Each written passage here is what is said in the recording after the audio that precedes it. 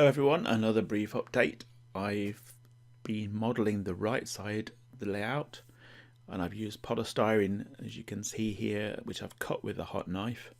It's the first time I've used a hot knife, and it was quite exciting and quite easy too, not too smelly, not too much smoke. I did do it under the extractor fan because I wasn't sure how smelly or smoky it would be, but it was okay. And then I've actually melted in some of the shape and some of the kind of little shell holes with a hot air gun, the use for paint stripping, and that works really well. You don't need to get too close, and it just helps shape it. It makes it a quick job as well because it's very fast, so it saves you having to go around with a knife and make it loads of mess.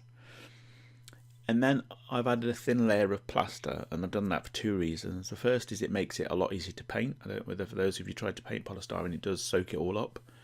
It makes it a hard job, so painting on plaster is a lot easier.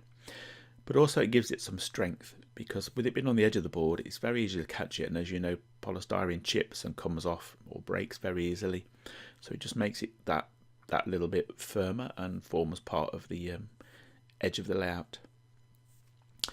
You finally see that I've now chosen the back scene, which is sky, and therefore I need something for the foreground, so I've put this polystyrene embankment, which I've also covered with plaster, so that it's easier for painting.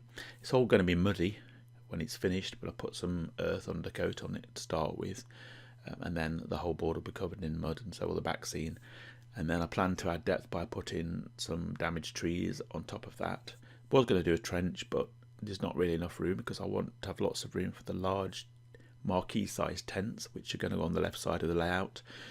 They had an inner and an outer layer, and just the inner layer was something like 35 feet by 17 feet, so they were pretty huge. And they actually used to attach those next to each other, literally join them up either lengthways or sideways to make sort of continuous wards, which helped with poor weather and also transporting each other and patients around the unit. So there's going to be about 5 of those, I think, can fit in there. Then there'll be Nissen huts to the right, and then bell tents for the crews, staff and some of the patients, and the left and the right side of the board. Finally, what I'd like to do really is put some dugouts into that back scene, just to give it a sense of depth. I wasn't going to do that, it wasn't a part of my original plan, you remember from the layout plan I talked about. But I'm going to cut into it with I've got some ends of Nissen huts, I'm going to cut into it. There won't be a lot of room, but if I can try and give it a sense of depth and put some lighting in it, it may give the impression that there's a deeper room there going into the earth. And I thought I might add actually a dugout on the left side up where there's a bit right by the road where the road's been like a cutting, and that could become like a transport officer's dugout.